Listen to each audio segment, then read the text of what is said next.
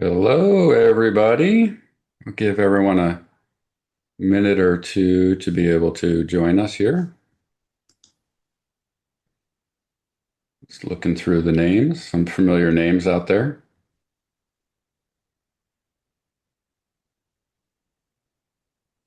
Hello, Stuart. Nice to be joining us from the UK.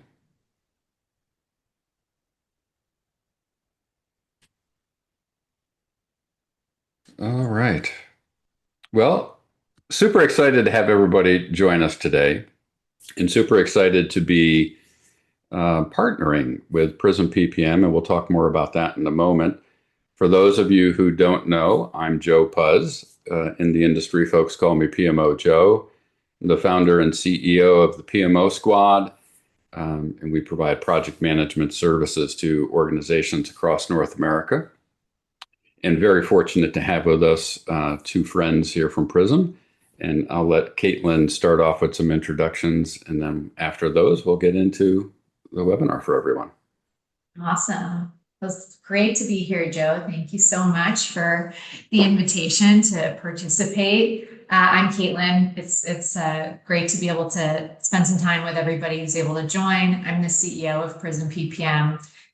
We're a pure play PPM software business and have been around for about 30 years now. So been in the business for quite a long time. And most recently been working on how can we innovate, especially leveraging great things like AI in order to enable PMOs to do more, go faster, and in general, be able to become a more strategic asset to their organizations.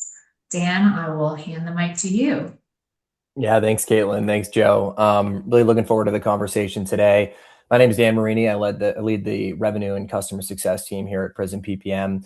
I'm a former project manager myself. I've been working in or alongside PMOs for the past 6 years. And I think this conversation, we're talking about today is really topical right now because a lot of PMOs are finding themselves at a critical inflection point, not only in terms of their own journey, but more broadly how and where they fit inside their organization. So I'm really excited to discuss this with both of you today. Fantastic. Well, maybe, Joe, I can just take a couple of minutes to talk a little bit about why we've partnered together and what we're excited to be working on. Yeah, absolutely. Okay, yeah. Cool. Well, we really took a step back and thought about how do we solve a PMO's problems holistically? How do we make sure that we're able to create value for them holistically? And we embarked on this partnership with PMO Squad because we know at Prism PPM that solving a technical problem doesn't always solve for all of the PMO's challenges that they face. And we deeply believe in the power of the PMO to make a much greater impact on their organizations, starting with project delivery. But it's not just a technology, solution. There's also people and process in there as well. Delivering projects has to be a combination of all three. And that blend is what we can jointly bring to customers, prospects, and others on webinars like this, helping to build PMOs capable of being a strategic driver for the overall business. So there's a lot of complementary skills and value between our two businesses, and between the two of us, we feel that we can definitely help PMOs get to where they want to be. Yeah, and I think it was interesting for me, Caitlin, is we probably talked via email for it's got to be over a year when you originally reached out to us, and we started some back and forth, and then had some private discussions, eventually meeting face-to-face in person last year in Phoenix at the Global Summit, and getting to spend some time together as well. But it's the same for us on the PMO Squad. We're looking at solutions, full service solutions for PMO leaders, but we're not a technology firm. We don't have that capacity within our team. So we've partnered with organizations over the years to be able to make sure that we can bring the right solutions to organizations, whatever their need is. And most important out of all that is we get to choose who we work with, and we only want to work with nice people and good organizations, right? I think that's the other thing that has really struck for me is the camaraderie and the way we've been able to communicate openly and share with one another, both about our organizations and ourselves, to make sure that it's a true partnership in that sense, that it really means something to say you're a partner with an organization. So we're great that you've entrusted us to be a partner of your organization, and we're excited to see how we may be able to help your customers out there with things beyond technology. Right. Likewise. And, I think we're like minds because we've talked about this many times, but we both know there's no silver bullet, right? Mm-hmm. Even any technology solution that tells you it's going to fix every single problem out there, it's not going to. It's going to help a lot. It's going to fix a lot of things. It's going to really help drive efficiency, but there's no silver bullet. And so, I think that, we're on the same page about taking a more holistic and kind of human-led approach as well to how do you really empower the PMOs out there. Yeah. So that's why we're together. Now, what are we going to talk about today? I'm sure everybody who joined us didn't want to come listen to us talk about that. So here's our topics for today. We're going to hit on these. We want to make sure, of course, we set aside time for Q&A. If you do have items for us, please drop that into chat. I can see the chat's already active. That's always a positive thing. So don't be bashful. Jump in with opinions. You're here because a lot of you are experts as well, maybe not looking for solutions, but maybe want to be able to share your experiences and perspectives. So we encourage that. And then we'll also take a look a little bit at Prism PPM along the way to make sure that you're seeing that solution and understanding how it operates. And challenge number 1. Yeah, I can maybe jump in here, Joe. So yeah. Thought I could tee up just the core challenge that we'll be discussing today, which kind of comes down to diagnosing, again, whether or not your PMO is maybe losing a seat at the table. And we're discussing really throughout this, I'd say, 3-part series, how your PMO can diagnose, accelerate, and then ultimately move towards closing and bridging the gap between execution and strategy. And I mentioned that sort of critical inflection point earlier with a lot of PMO leaders that I speak to. And a lot of times it's really centered around the perception shift that a lot of PMOs are either dealing with actively or really trying to push against before it becomes a larger issue. So before we sort of jump into the warning signs, I wanted to quickly discuss what I've been hearing from a lot of PMO leaders that I've been speaking with over the last, I'd say 6 to 12 months, especially. And I think the most interesting thing, takeaway that I can offer, and kind of ironically, is that very few PMO leaders that come to Prism PPM to speak with us, very few are actually looking for new software necessarily, and only new software. A lot of times, sort of the catalyst for that conversation is something has changed within the organization, right? The PMO, is the expectation of the PMO internally has changed. Maybe executives are starting to ask for visibility that the PMO really can't comfortably and confidently provide with its current state or process or people. Projects are getting approved maybe outside of the PMO, which, Joe, I know you talked about in London a few weeks ago, and kind of the extension cord analogy. The other thing is maybe they're just hearing questions like, what value is the PMO actually providing? And that's something that a lot of PMO leaders, for some reasons that we'll discuss today, again, whether that's structure, process, people, technology, they're a lot of times are just not equipped to answer with what they currently have in place. And we want to discuss sort of how, again, you can diagnose maybe some of the warning signs today, but also how you can proactively start to move the PMO process, infrastructure, and tool stack into a place where you can answer that confidently. I do want to, kind of hear your thoughts on that core challenge, Joe, but I did want to quick aside here. I had a conversation with a PMO leader a few months ago, and she's been leading a PMO of a public sector organization for 15 years now. And she said something that really resonated with me, and it was, we've been viewed as a sunk cost internally for 10 years. And again, what struck me in that conversation was, this was an organization that wasn't necessarily even looking for a new PPM solution. They were really looking for a way to change that perception. And I think it speaks to this at the end of the day being as much as a technology problem as it is a business problem, right?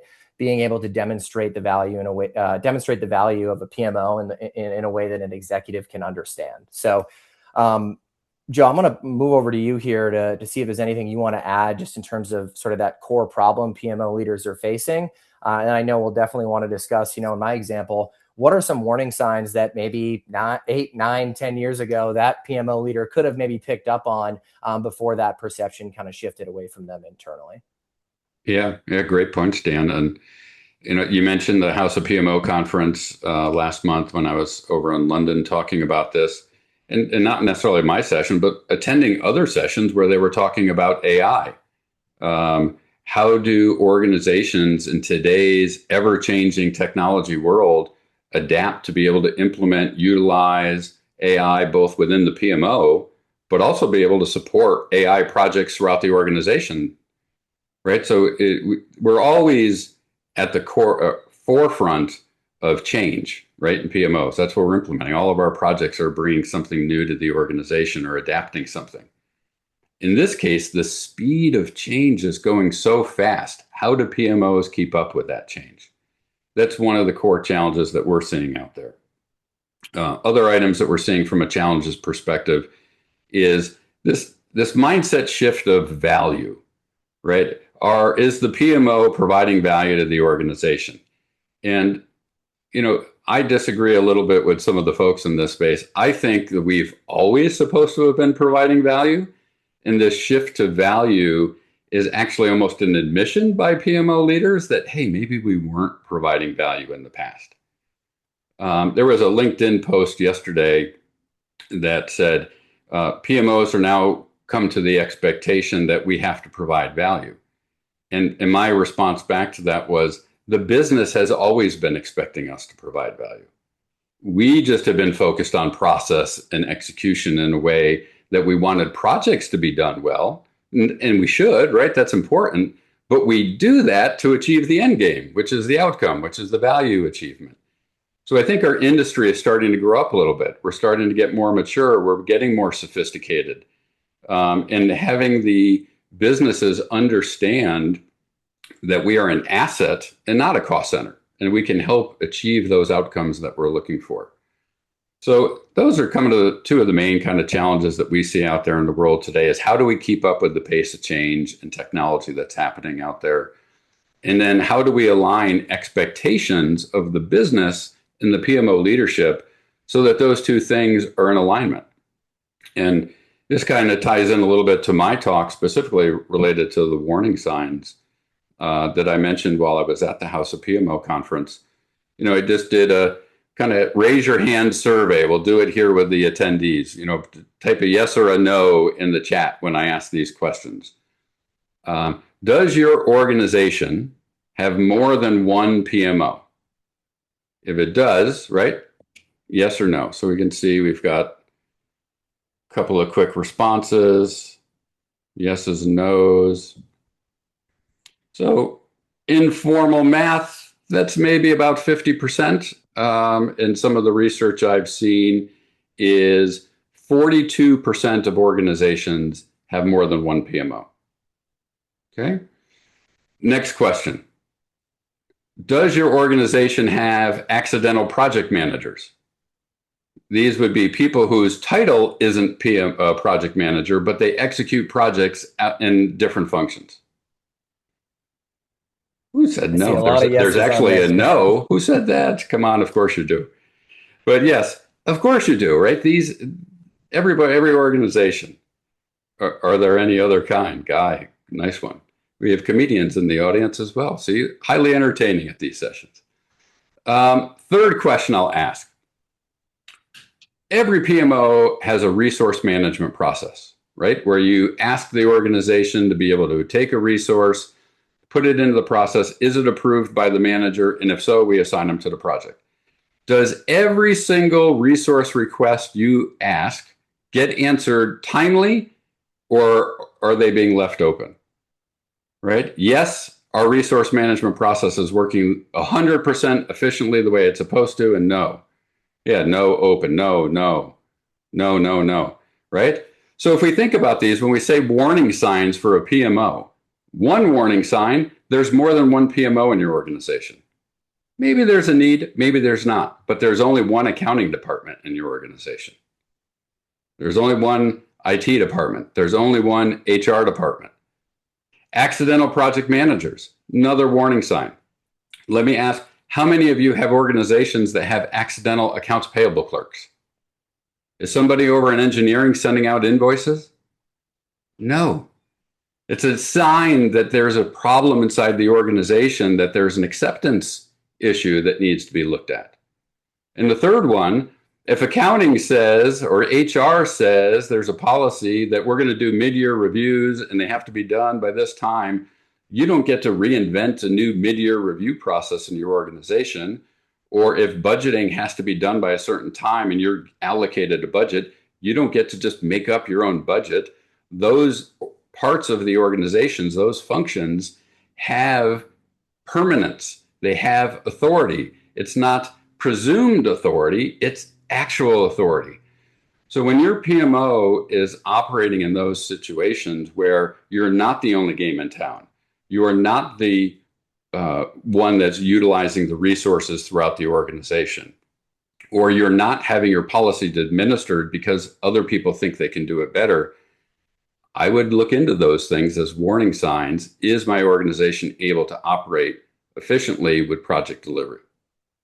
Dan, what about what you're seeing and thoughts about how maybe Prism can help with some of those things or measure some of those?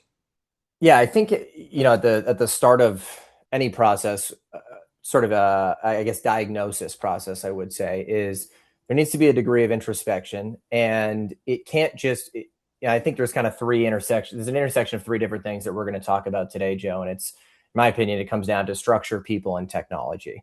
And if one of those three things is missing, the only two, they can take you places, whether it's that, we call it our sort of maturity model. I know you get your capability framework.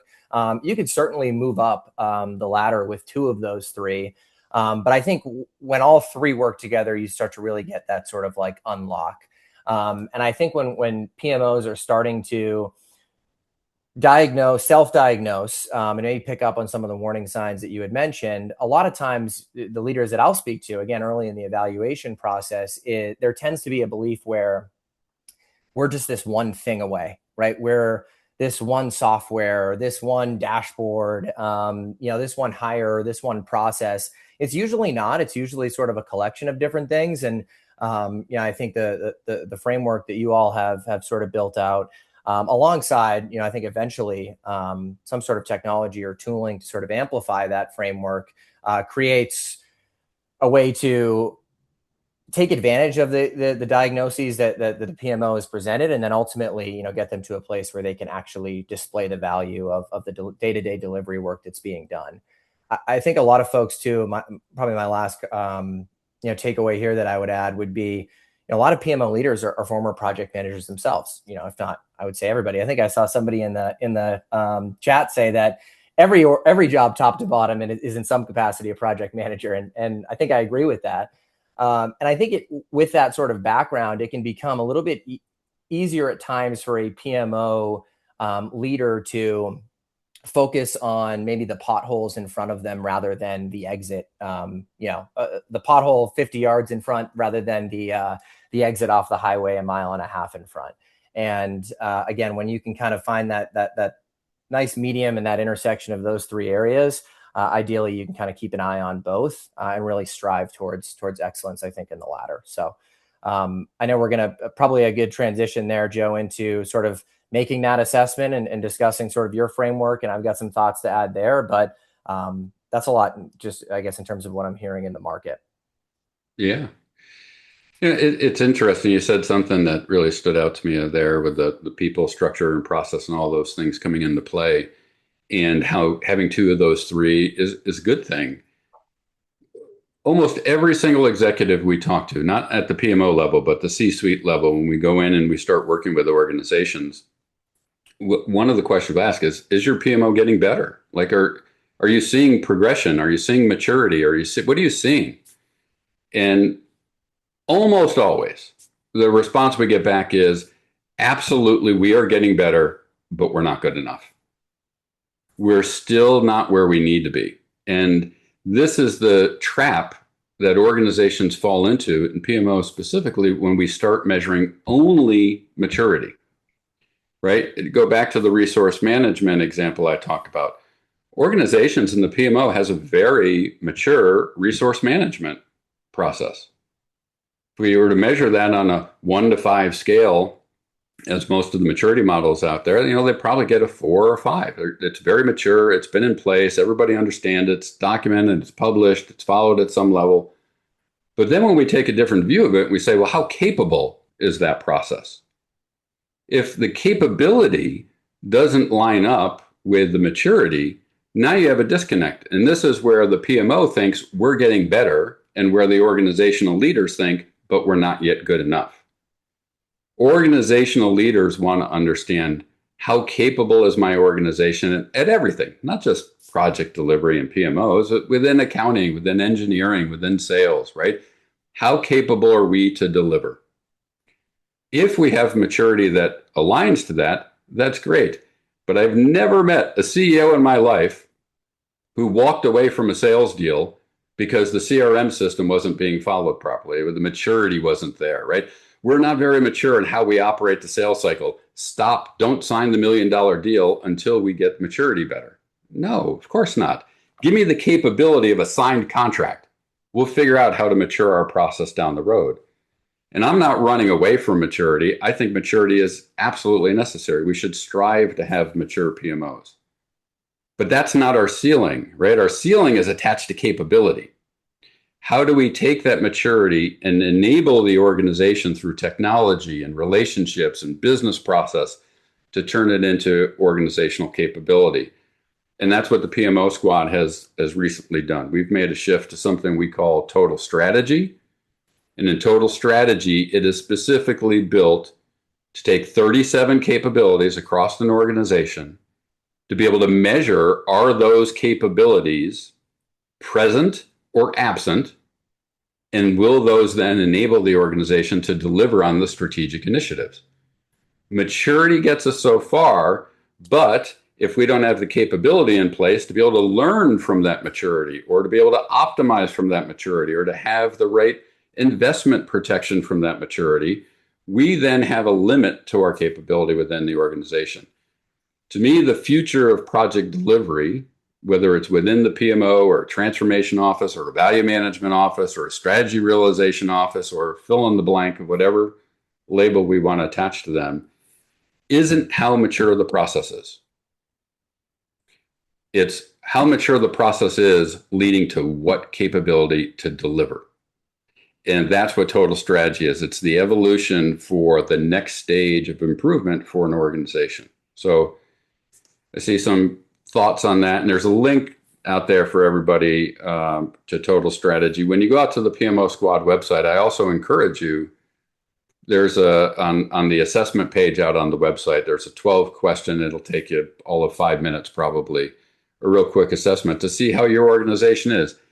And answer it as if you're answering for your organization, not your PMO. How capable is your organization to deliver, not how mature is your PMO? What do you guys see? I don't know, Caitlin, I know you've been quiet. Dan and I have been going back and forth, and I don't mean to exclude you. If you have thoughts on this, feel free to jump in, of course, as well. But interesting to be able to get a different perspective, right? We're coming at it with a consulting lens, but you're coming at it with a consultative technology lens, right? Are you seeing any differences related to that? I mean, I think that we're pretty much seeing exactly the same thing. And what is always important that we talk to our customers about is really being able to tie back the work that you're doing to what is the organization trying to accomplish.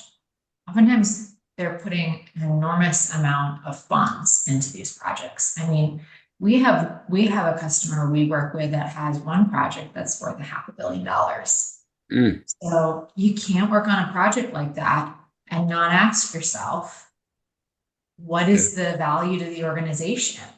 because that is an enormously large project and an enormous sum of money. In this case, it's actually a public sector agency, so it's an enormous amount of taxpayer dollars.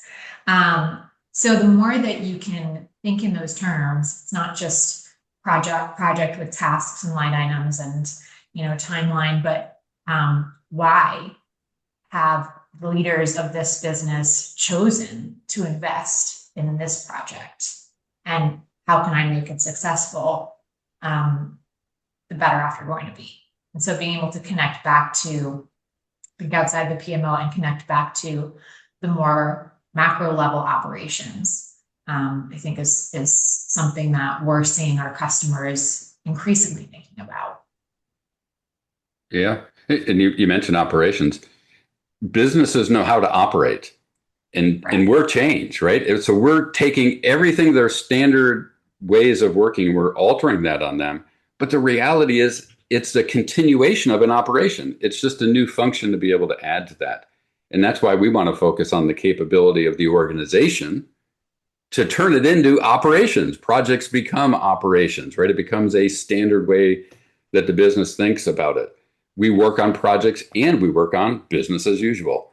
Both things should be happening side by side, not competing for resources, not competing for funds. They both should be working towards the total strategy of an organization, right? And I think that's where PMOs historically have been, because that was our focus. Now, as we continue to evolve and grow over time, I think it's now, how do we become part? How are we structurally embedded into the organization so that we're thought of and perceived of just as an operating unit is? That's the next evolution for us. Yeah, Joe, I was also going to add, that in your total strategy architecture, right, the capabilities portion, I think that's also probably the biggest differentiator I see between PMOs that adopt technology and really transform versus those adopt it and maybe sputter a little bit. And it's comes down to those existing processes and infrastructure and capabilities that you had called out, right? The right technology will accelerate good process. But as Caitlin mentioned, it's not necessarily a silver bullet. It's not going to automatically create it always, but it will amplify it. So if the process and the infrastructure and the capabilities are good, they'll get better. If they are broken, it can tend to break a little bit faster with technology in place. So I think it's a really good distinction to make too, between maturity and process versus actual capability. Because I do think the latter actually contributes a little bit more to what Caitlin was just saying of starting to bridge that gap, execution to strategy gap. Yeah. And I would just add one quick thing, which is one thing that technology does do really well is improve visibility. So when a PMO is doing everything we're just talking about, and they're bridging that gap, and they are a force multiplier, they are an accelerator for efficiency or quality of delivery. What a technology can do is help to track the relevant metrics that the stakeholder is going to be able to look at and reflect on and understand, wow, they're really helping us get somewhere that we wouldn't have been able to get otherwise. And so that visibility becomes a lot less about having to just market oneself or market your department, and a lot more about the numbers telling the story for you. And so that's something that we think about a lot with our own technology, is how can we make sure that not only are we helping the PMO to be a force multiplier, but we're also helping everyone understand how they're a force multiplier. Yeah. Well, speaking directly to that, right? Let's take a look a little bit at Prism and see what that looks like, right? Saying it is nice. But also being able to see it is better, right? So let's see if we can stop my share. And Dan, you should have access now to be able to go in and share a little bit about Prism. I think I do. Thanks, Joe. Yeah, I was going to just a quick preface point. Another piece in terms of PMO Squad's total strategy architecture that stood out to me was, again, sort of that intersection between, as you guys call them, systems and people, right? And the idea that systems create conditions and people create outcomes. And when it comes to technology for a PMO, I think that's really synergistic with the way that we've built out the tool, because the best condition that a system can create is making the right behavior also the easiest behavior. And when you're evaluating technology, right, that conversation of adoption inevitably comes up. Are people going to use this? And rightfully so, because if you're looking to buy a PPM with the goal of keeping your seat at the table or earning it back, you really want to be able to use that PPM to drive strategic decisions. And those strategic decisions are ultimately going to be driven off of the reliability of those underlying inputs and just overall usage. So I want to kind of follow that train of thought a little bit downstream just to start here, and talk about how Prism makes it really easy for project teams to come in and do the right thing every day. So I'm logged in right now. I'm putting on my old project manager hat here. And I'm logged in as, like, say, project management persona. And the first thing I might want to do, say, on like a Monday morning as a PM, is log in, be able to see immediately the data points for my projects in one place, right? I don't want to have 10 tabs open. I don't want to have 3 different tools open. I can log into Prism on a Monday morning and immediately be able to visualize the projects that I'm managing, quickly filter those out by red, yellow, green. I can drill down into those projects. Based on my last status report, I can view the health of individual projects in terms of budget, scope, resourcing, financial health as well.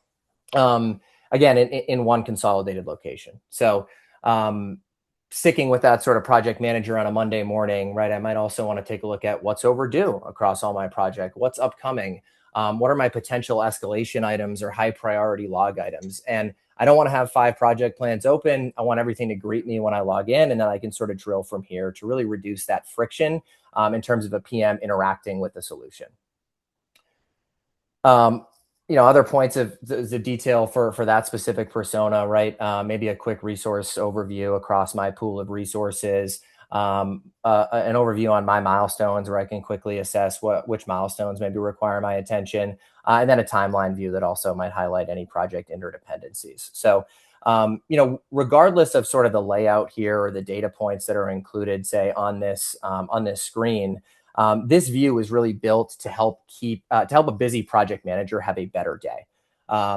Because if it's easier for them to come in and see, access, update the right information, our outputs when we get to that strategy level are just going to become so much more valuable and reliable. I would say one thing I kind of hear a lot from evaluation teams is there's this perceived trade-off that they need to make, or maybe competing priorities between, I need a tool that my day-to-day users are going to like and that my executives are going to like. The former wants something light, intuitive, easy to use. The latter wants something with really strategic outputs and dashboards and really can drive decisions. And those do not have to be competing priorities within a solution, and they shouldn't have to be for a PMO. I think last thing I just wanted to quickly call out here, and Caitlin had brought up earlier, was just the idea of AI and the emergence of AI over the past 12 months. And when it's used effectively, AI, I think, allows individuals really to work smarter by having it act as an extension of themselves. But we all also know that AI requires context, right? So our AI is it's purpose-built for PMOs. It's persona-based. So whether a project manager uses an out-of-the-box prompt or, say, creates their own, it's constantly layering in relevant business context. So things like single points of resource failure, what's blocked, again, across their collection of projects, key budget signals maybe from the past week, any points of acute resource pressure. Again, it's really a PMO and PPM centered experience. And where AI naturally excels is that sort of pattern recognition and data analysis at scale. And again, if a great tool in the tool belt of a project manager hopefully makes their lives easier, expedites decisions both at that level and at the executive level. But it's, again, only as good as sort of the underlying information, which I want to come back to when we get to more of the output side of this. Yeah, so one thing, just to jump in quick, Dan, on AI, right? A lot of talk in the industry, project manager's role is going to be taken away by AI. And I just don't see that happening, right? If anything, at the PMO Squad, what I've found was I was resistant to AI for a long time internally within our own company because I wasn't familiar with it. And one day I got curious because that's who I am by nature. And I said, why am I resisting this? Go get curious and go learn about it, go understanding it. And now we've gone completely opposite direction, and PMO Squad is 100% in AI. We have probably doubled our workforce because of the amount of AI work that we have internally operating. So I encourage all the project managers out there, all the PMO leaders out there, just be curious to go find out what is capable, right? We do a lot of surveys at the PMO Squad, and every time we've done a survey in the past, we ask, what's your number one project management software system that you use? And every time we ask that question, the number one answer that comes back is Microsoft Excel, right? You're only going to be able to use AI based on the data that you have. And if you don't have a place to be able to capture the data and utilize that data to help you get better, you're not going to be able to take full advantage of it. So it's bad data in, bad data out. Tools like that Dan just showed us here within Prism is great information to be able to use to see, is our data clean? Is our data where it needs to be? And if not, take the investment and time to go get where you need to be. And all of a sudden your PM starts saying, boy, I can get some great information if I just clean up my project. Whereas in the past, maybe nobody was even looking at that. So great, for me, great visual to be able to see AI in real time happening within the system. I love it. Yeah, thanks, Joe. I think that data in, data out's a really good kind of transition here, because I was going to kind of move up to, jump altitudes into more of like an executive point of view. I think that PM project manager abbreviated morning in the life I just did kind of naturally orients a little bit more towards the execution portion of the strategy to execution gap that we talked about at the top. But if we were to increase our altitude and kind of put on more of an executive hat, we'll see that, again, if we go back to that condition that we're hoping to create, if we make it easy for people to do their job right, the strategic view and the experience for an executive really becomes just a natural byproduct of that condition that we're trying to create. So, an executive is naturally going to, when they log into a tool, trade the trees in favor of the forest, right? Instead of asking, is this specific project healthy? They might want to ask, are our strategic initiatives and programs healthy? Instead of asking, hey, how is Sarah doing? They might want to ask a question more along the lines of, are there any sort of roles or functional areas that are being tightly constrained right now? Instead of what risks exist across these 5 projects, they might want to ask, where is our portfolio most exposed? And I think to your point too, with sort of that data in, data out, AI is also going to look a lot different to, the way an executive might use it than like a way a project manager or maybe just a team member or collaborator might use it, where again, stepping back and getting more portfolio level insights like portfolio summaries, like financial exposure. And then critically, when we think about sort of tying together and closing that gap between execution and strategy, strategic alignment and value realization metrics, recommended sponsor actions, sort of benefit analysis as well here. So I want to actually pivot around to what you had just brought up, Joe, which was data in, data out, because that's really the number one thing I would say I hear about AI from evaluating PMOs, and even PMOs that maybe aren't evaluating, but are starting to have some conversations. It's how can we make sure we trust our data? And these insights are great. Like some of these insights are extremely helpful, and they're really meant to assess the relationship between delivery and strategy. But what stands out to me the most on this sort of breakdown from this AI and sort of tying back to our theme today is this very bottom portion, this stakeholder reporting confidence. Again, tying back to our theme of today's session being Diagnose. What this is doing is it's making a really key distinction for me between what is the raw data telling me versus what is the actual context of that data telling me. It's not really making a recommendation. It's not summarizing a project, but what it is saying is, hey, you should probably question whether or not the underlying information is reliable enough to support an executive decision. And in doing so, it's really shedding light on that gap that we are aiming to close between execution and strategy.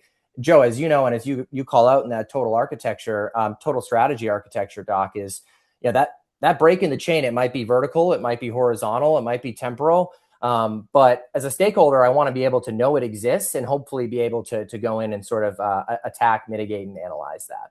So this, I think, is a really powerful, whether it's for a project manager who, hey, you're right. I was chasing that individual for a status update for a few weeks and I never heard back and it kind of fell off my radar. It's good that I, can have a source of data to be able to identify that for me.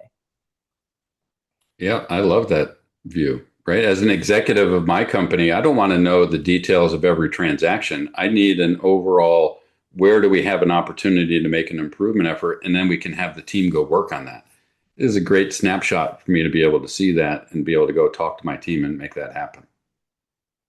Yeah. And again, as sort of an executive, now that I'm notified of that, or at least even if I'm thinking about it independently of getting notified, before I ever even open sort of a strategic dashboard, before I make funding decisions, before I go and present this to my board or my steering committee, I really want to be able to answer one question super confidently. And that is, can I trust my data? Because if the answer is yes, now dashboards like Program Health that can assess the performance of broader strategic initiatives, dashboards like strategic prioritization, where we can analyze performance in alignment to our most important priorities. I'll give that a second to load up. Dashboards like financial exposure to look at how compliant are we to budget across different areas. Those become incredibly powerful, again, if we can answer yes to the question of, can I trust my data? But if the answer to that question is no, we really, again, need to understand where that disconnect is before we can sort of diagnose our portfolio. We have to diagnose the data. And that is really was kind of the goal behind this data hygiene dashboard that we're looking at now. And Joe, you talked earlier about sort of diagnosis at the organizational level. This is sort of that complementary diagnosis at more of the operational level, where the former helps you ideally understand, whether or not the right foundations exist. The latter helps you validate that those foundations are actually producing reliable outcomes. So what I think our customers like about this dashboard is it's not just measuring projects, it's really measuring confidence. Can we be confident that the behavior we've asked of our teams is actually happening? And can we be confident that the decisions that we're making as leaders are actually grounded in reality? What I love about this as well, as a PMO leader, I would never want my executive to see this, right? It's a reflection that my team and the organization, because it's not just PMs that are involved here, right? It's resources across the organization. We don't have utilization of our system. Imagine if the general ledger had a D minus, right? I mean, it would not work. It would not be accepted within the organization. So here is an opportunity for us to be able to go in and say, listen, our data is at risk. We have opportunity to clean this up and improve it and make an impact and be able to measure that over time and be able to see the progress with it. I love this. Yeah. I know we're getting close to Q&A, so Yeah. I'll put a bow on, I guess, this portion really quickly. Joe, I think you talked earlier about obviously recognizing the warning signs and creating the appropriate sort of structures and conditions, ideally proactively, but not always. I think what we've aimed to show and what we continue to aim to build is really how the right technology can reinforce those conditions every day. And it's as I mentioned earlier, it's not always one thing, right? It's not one dashboard. It's not one process. There's no silver bullet. But a really strategic PMO really is going to happen at the intersection of those three things: the structure, people, and technology. And where we're trying to position ourselves is be the technology that can sort of really be a prescriptive partner in terms of where a PMO is at from a capability standpoint, and help them ultimately earn that seat back at the table. Yeah, fantastic. Well, thank you for walking us through some of the capabilities within Prism. I really appreciate that. And I'm sure the attendees did as well. We want to open it up to all of you now. You've been listening to us talk for about 45 minutes. We want to give you an opportunity to ask some questions. Drop your questions into the chat.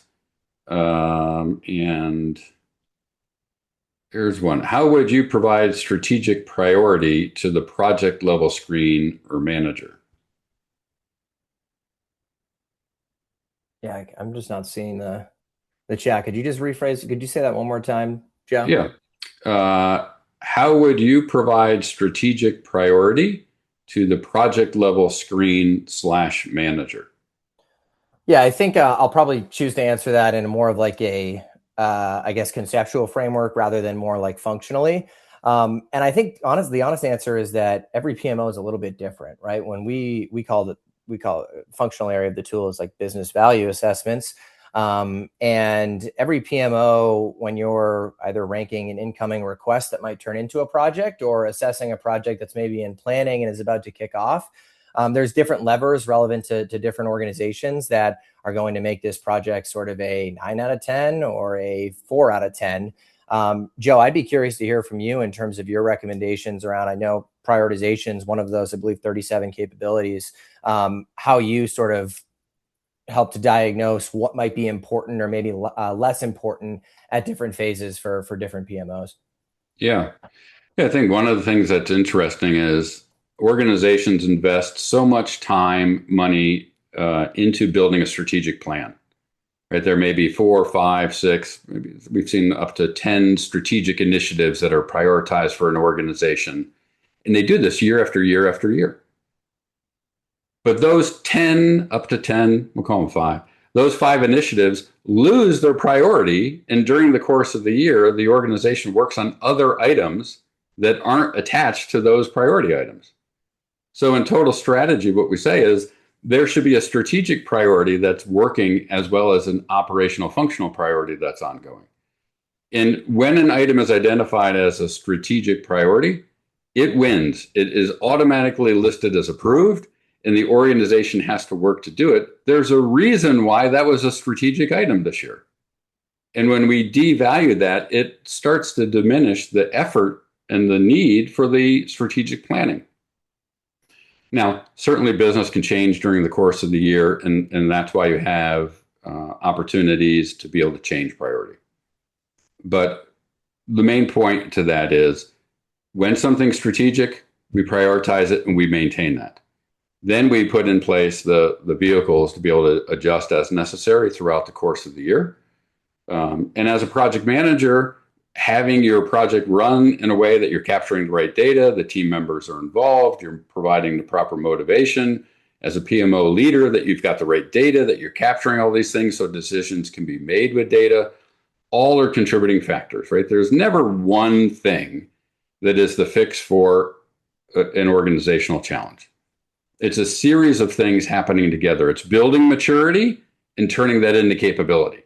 So most organizations have a prioritization process, but how capable is that process is the next step, right? It's build prioritization, enable the organization, find the capability to be able to monitor and measure over time, and then make it be repeatable.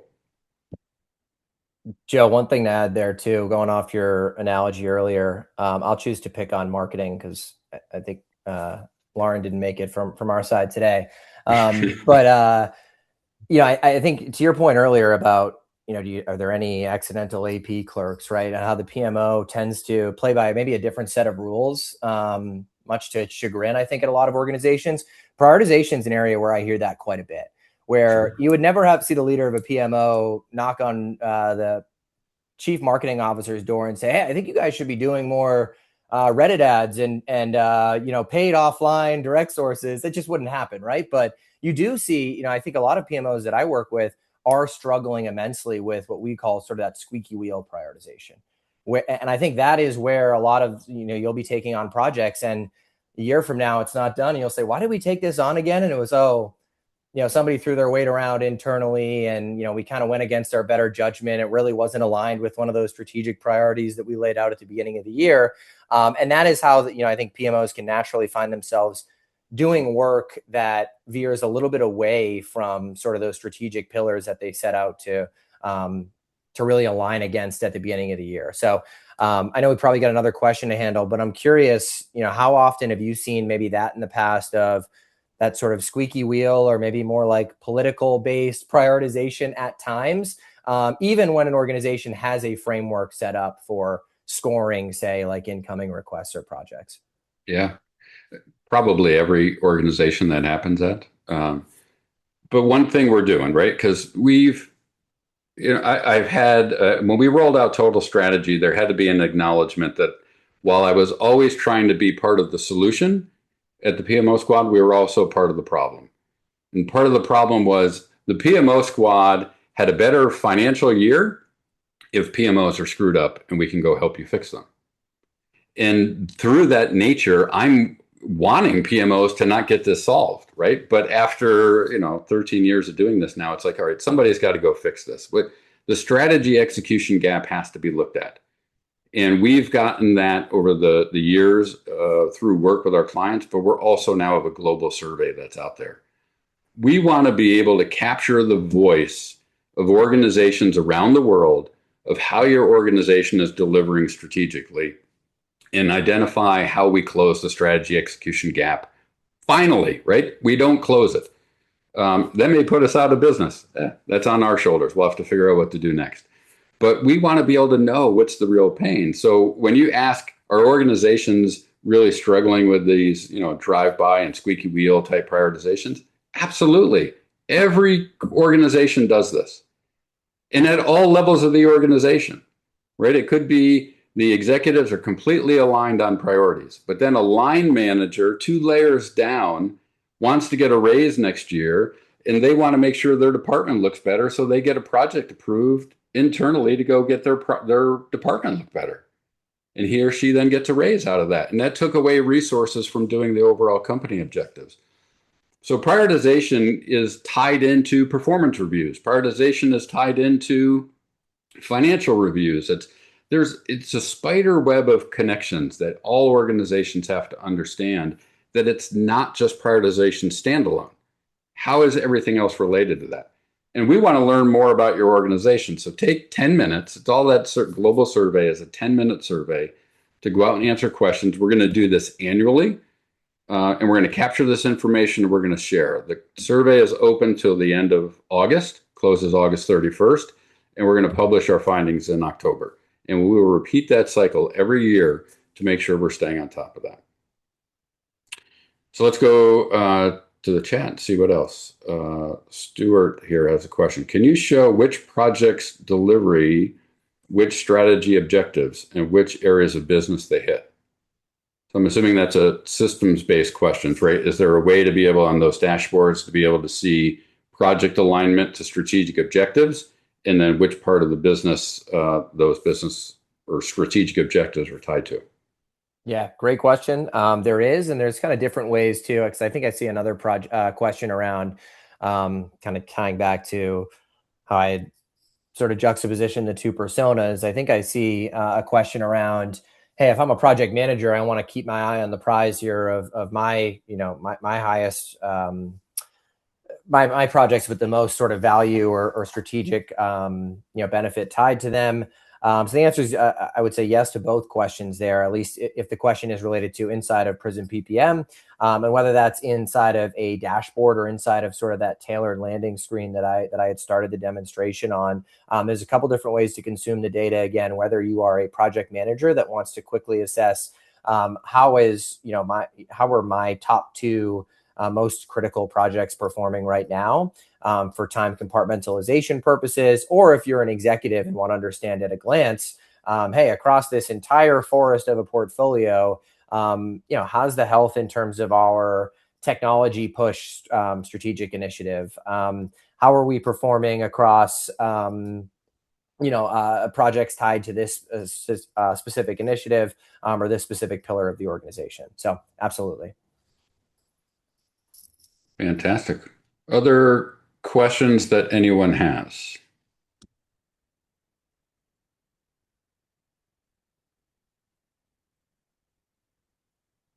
We'll give it a minute, see if any others come in here. If not, we've got this QR code up here. We're going to do a three webinar series talking about these items. Our next one's coming up on August 18th. Here's a register QR code to the registration for that. Obviously, we'll send out email and social posts about it as well. But certainly, I want to thank Caitlin for the partnership and the trust within the PMO Squad to be able to support your organization and your customers. Dan, obviously, for the knowledge and sharing as well. Caitlin, Dan, any final thoughts, as it looks like we're not seeing any other questions come in? We kind of wrap this up and give everybody a few minutes back. Caitlin, I was going to let you go first, but I can if you'd Yeah, prefer. no, I can jump in real quick. Joe, thanks so much again for having us. We're excited for August 18th. Everyone, thanks for joining. I saw a few of our customers on there as well. And so folks, if you've got any questions about PMO Squad, feel free to reach out to Dan or a member of your customer success team. I'd be happy to get you connected, tell you more.